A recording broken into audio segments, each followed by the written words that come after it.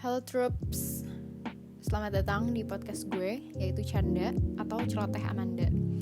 Nah, ini adalah podcast pertama gue, dimana sebenarnya tujuan gue bikin podcast itu adalah untuk ngebahas hal-hal yang gue alamin, kemudian isu-isu sosial, kegelisahan gue, atau apapun lah itu yang tujuannya tuh sebenarnya gue gak berniat untuk kasih nasihat kepada kalian yang mendengarkan, tapi gue lebih senang bikin sebuah ruang diskusi atau wadah untuk diskusi melalui podcast ini. Jadi nanti kita bisa saling bertukar pikiran, kemudian kasih masukan, kasih saran.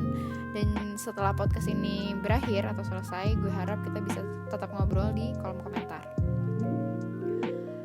Nah, untuk podcast pertama gue yang spesial ini, karena perdana, gue pengen ngebahas hal yang paling esensial banget, yang sebenarnya ini adalah topik yang pengen banget gue bahas ketika gue besar. Artinya permasalahan ini emang udah gue bawa sejak kecil gitu, yaitu pemikiran bahwa jadi anak pertama tuh sebenarnya musibah apa berkah sih. Gue jadi dari kecil tuh udah mikir nih, sebenarnya posisi urutan kelahiran ini sebagai anak pertama itu jadi musibah buat gue atau sebenarnya berkah buat gue gitu. Mungkin gak banyak orang ya bahas tentang hal ini karena emang gak terlalu aware banget. Mungkin orang-orang lebih tertarik membahas hal-hal yang sebenarnya ini berkaitan dengan psikologi, cuman orang-orang lebih paham terkait mental illness yang lain dan lain sebagainya, sedangkan hal-hal seperti ini mungkin jarang kesentuh atau kebahas. Nah, mungkin di sini gue pengen sharing gimana sih rasanya bisa berada di posisi urutan kelahiran pertama atau birth order first, yang pertama kali. Mungkin kalian ngerasa kayak ya lo nggak bisa milih juga lo mau lahir di urutan keberapa. Makanya itu di sini poin utama gue adalah gue nggak pengen kasih nasihat atau lain sebagainya. Gue cuma pengen bertukar pikiran di saat seperti ini. Gue ngerasa gimana sih posisinya jadi anak pertama gitu. Nah, ini for your information aja ya teman-teman. Kalau misalnya kalian anggap birth order ini sebagai hal yang simple, ya nggak masalah juga gitu. Maksudnya kayak ngapain sih lo bahas hal-hal kayak gini. Tapi untuk secara teori, bahkan di psikologi pun itu sampai ada teori yang membahas khusus tentang birth order atau urutan kelahiran, dimana ternyata urutan kelahiran pun juga bisa memprediksi atau menentukan traits atau kepribadian atau karakteristik anak itu sendiri. Makanya ini juga menjadi concern gue. Kenapa gue bisa ngomong sekarang? Karena gue sudah lulus sarjana psikologi, gue mempelajari hal itu, makanya gue bisa, gue paham ternyata ini yang gue alamin gitu. Oke, kita akan bahas dari hal yang seru dulu. Mungkin ini lebih enak dibahas ya, karena gimana sih kalau misalnya kita lagi ngobrol bahas yang seru-seru kan enak ya. Kita akan bahas yang serunya dulu. Yang pertama, kita akan bahas 3 aja ya, 3 privilege jadi anak pertama. Karena kalau disebutin nanti podcast gue gak tahu berujung sampai jam berapa. Yang pertama, biasanya anak pertama itu bisa memperoleh hal-hal yang baru, new things gitu loh, yang new from store biasanya ya. Misalnya anak pertama itu punya mobil baru atau HP baru. Biasanya nanti adik-adiknya kalau kakaknya udah gak pakai lagi itu turun. Jadi anak-anak kedua dan ketiga seterusnya itu biasa turunan. Tapi itu biasanya, gue gak mengeneralisasikan ya di sini. Kenapa? Karena anak pertama itu biasanya expected child, anak yang paling ditunggu-tunggu, anak yang paling dinanti-nanti oleh pasangan yang baru menikah, ya kan? Kalau orang tua kalian baru nikah dan menantikan sebuah anak, kemudian anak pertama lahir, pasti akan diberikan yang terbaik. Makanya gak heran kalau orang tua itu akan selalu kasih yang terbaik bagi anak pertama. Tapi gak menutup kemungkinan anak kedua dan ketiga juga dikasih ya. Cuman mungkin anak pertama itu mayoritas dapat hal-hal yang lebih baru gitu. Jadi rasanya spesial banget gak sih kalau kalian jadi anak pertama, dapat barang baru, masih bagus. Jadi lebih semangat aja gitu rasanya. Kedua, anak pertama itu bisa dapat kepercayaan. Jadi anak pertama itu artinya kan umur lo tuh lebih tua dari adik-adik lo. Artinya juga lo tuh dianggap lebih dewasa. Nah, ketika orang tua itu bisa kasih banyak kepercayaan ke anak pertama, biasanya tuh nggak sebanyak dia kasih kepercayaan ke anak lainnya, ke adik-adiknya. Biasanya anak percaya nih full dikasih kepercayaan, adik-adiknya tuh lebih cenderung diprotek lebih tinggi dari anak yang pertama, karena dianggap anak pertama lebih bertanggung jawab gitu. Yang ketiga, anak pertama tuh biasanya punya power di keluarga. Nah, power apa sih yang gue bicarain ini dalam konotasi baik ya, gue nggak bicara konotasi power dalam konotasi yang buruk. Biasanya kalau anak pertama punya opini tuh, opininya disetujui oleh orang tua. Kayak aku pengen beli ini nih karena ini bagus gini. Biasanya orang tua oke, itu bisa diterima. Sedangkan adik lo mungkin harus cari banyak alasan untuk bisa disetujui opininya.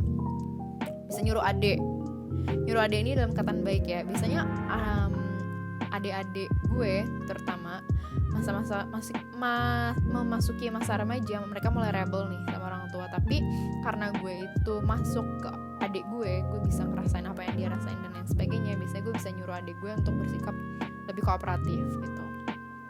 Jadi gue bisa gunain power gue untuk keperluan penting nih dalam hal yang baik. Nah, gue nggak tahu sih apa yang gue alamin ini mungkin sama atau berbeda dengan anak-anak lainnya gitu ya. Tapi itu yang gue rasain sejauh ini. Nah, setelah ngebahas yang enak, kita bahas yang gak enaknya atau the downside. 3 hal yang menurut gue cukup menjadi hal yang menyedihkan ketika lo jadi anak pertama.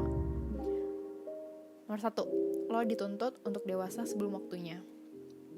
Ketika lo kecil, sekecil apapun umur lo, dan lo berantem sama adik lo akan menjadi orang yang dimarahin pertama, bukan adik lo. Karena lo dianggap sudah lebih dewasa dibanding adik lo ya.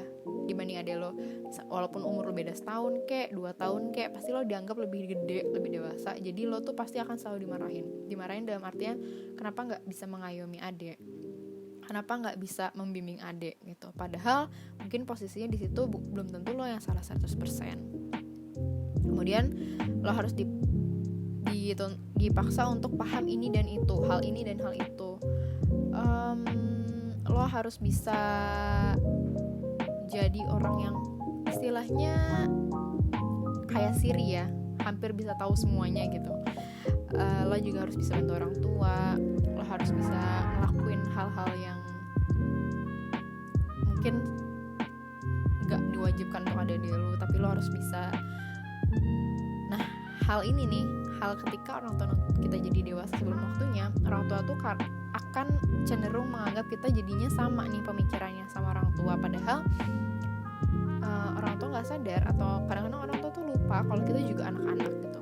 Kita bisa merasakan breakdown, kita bisa rapuh, kita bisa lemah, kita sedih dan lain sebagainya.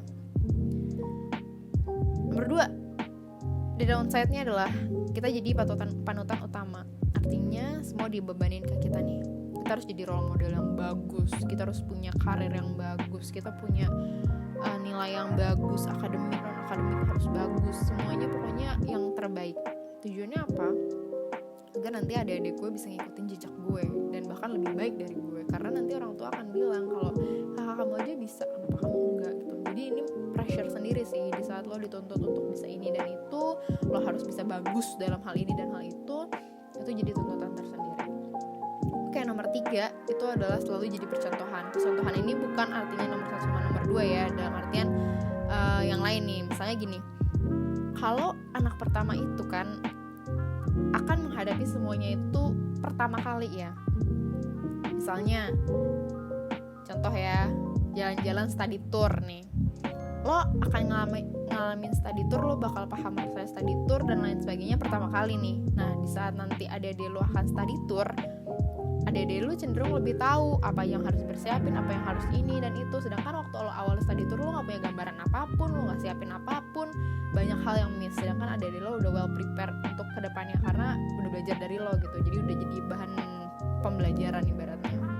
Sedangkan kalau anak pertama tuh harus cari jalan sendiri, cari pengalaman sendiri dan lain sebagainya. Adik-adik itu lebih cenderung ngikutin aja yang udah dibuat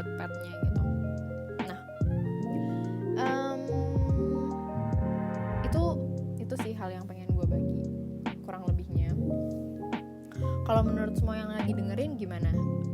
Ada juga gak sih yang ngalamin hal yang sama? Gue pengen sih kalian share cerita kalian bareng-bareng sama gue, jadi kita bisa sama-sama memahami nih apa sih yang dirasain. Sebenarnya nih uniknya di teori psikologi kan ngebahas tentang karakteristik karakteristik anak tuh bisa berbeda berdasarkan urutan kelahirannya. Nah, mungkin gue bahas yang karakteristik anak pertama aja kali ya. Nanti gue akan link sama apakah gue merasakan hal yang sama atau enggak. Sebenarnya gini, gue pengen sebenarnya bahas urutan kelahiran ini secara komprehensif. Cuman untuk podcast pertama ini gue pengen fokus ke anak pertama. Nanti kalau emang banyak yang dengar, kemudian banyak yang request, gue bakal bikin podcast selanjutnya yang mungkin ngebahas seluruh urutan kelahiran dari anak pertama, anak tengah, anak terakhir, sama anak tunggal. Tapi itu by request aja sih. Oke. Karakteristik yang pertama itu adalah natural leader. Ini juga sih gue rasain, dimana gue biasanya memimpin adik-adik gue. Gue ibaratnya ketua geng di keluarga gue, jadi gue punya kemauan untuk membimbing dan ya gimana sih, memimpin gitulah ya ibaratnya. Nah, tapi gue juga menyadari bahwa keinginan gue untuk memimpin dan membimbing adik-adik gue itu memunculkan traits atau kepribadian lain, yaitu bossy. Gue juga menyadari bahwa karakteristik bossy yang disampaikan oleh Adler ini, teori ini, itu juga ada di dalam diri gue gitu. Biasanya kita suka nyuruh-nyuruh ya kan. Kemudian karakteristik selanjutnya itu adalah high achiever. Ya, itu yang tadi gue sempat bilang kan, kita dipaksa untuk bagus dalam semua hal sehingga tumbuhlah traits atau kepribadian yang high achiever. Kita punya keinginan yang tinggi untuk achieve goal atau kita punya achievement. Know it all, karakteristik selanjutnya. Know it all benar banget, karena gue dipaksa harus bisa tahu semuanya, gue dipaksa harus bisa ngerjain semuanya dan bisa menyelesaikan semua masalah. Selanjutnya adalah obeys the rule. Ya, ini benar banget. Biasanya anak pertama tuh lebih cenderung nurut sama peraturan yang dibuat terutama oleh orang tua ya. Adik-adik tuh lebih senang untuk berontak, tapi nggak semuanya sih. Ini cuman gambaran aja. Kemudian menurut Adler, anak pertama tuh adult pleaser. Ya itulah pokoknya benar, karena kita harus bisa mengerti orang tua walaupun kita anak-anak gitu.